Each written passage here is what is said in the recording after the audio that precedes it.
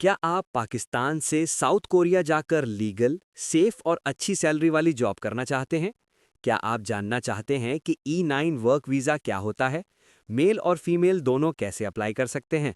और कौन सा तरीका सबसे आसान और फ्रॉड फ्री है?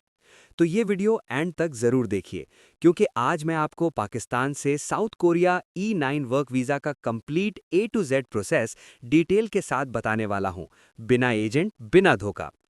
E9 वर्क वीज़ा क्या होता है? E9 साउथ कोरिया का official government labour work visa है, जो फॉरेन वर्कर्स के लिए इंट्रोड्यूस किया गया है।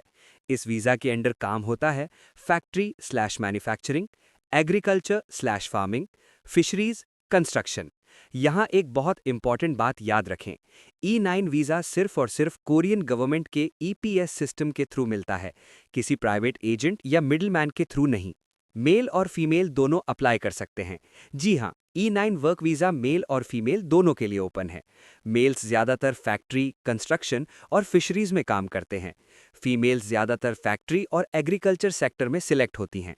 सिलेक्शन का बेस जेंडर नहीं बल्कि टेस्ट और एलिजिबिलिटी होती है। एलिजिबिलिटी कौन अप्लाई कर सकता है?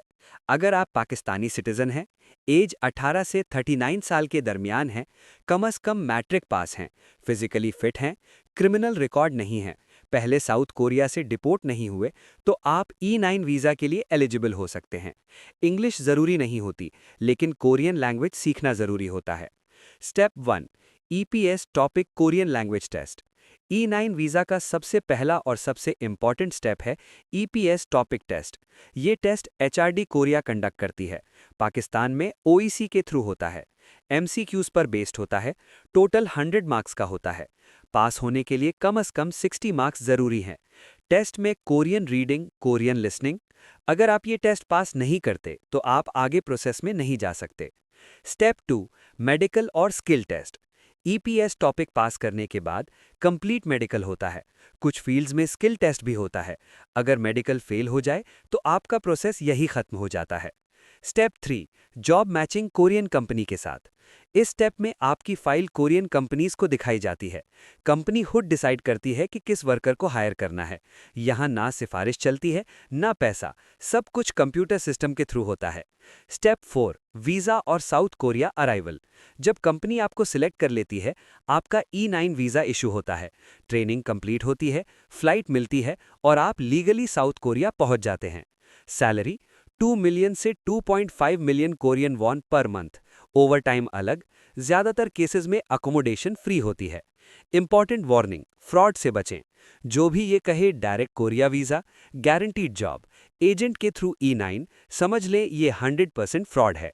E9 का सिर्फ एक ही लीगल रूट है, OEC, EPS program, HRD Korea.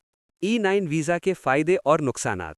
फ़ायदे: लीगल जॉब, अच्छी सेविंग, 3 से 4 साल तक रहने का मौका, ओवर टाइम का ऑप्शन। नुकसानात: काम थोड़ा हार्ड होता है, फैमिली साथ ले जाने की इजाज़त नहीं होती, कोरियन लैंग्वेज सीखनी पड़ती है।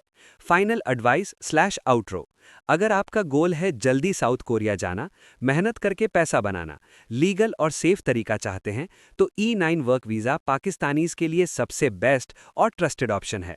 अगर आप चाहते हैं EPS TOPIK preparation guide, male versus female job reality, E9 से फ्यूचर वीज़ा ऑप्शंस, तो कमेंट्स में लिखें E9 और वीडियो को लाइक और चैनल को सब्सक्राइब ज़रूर करें। Thank you.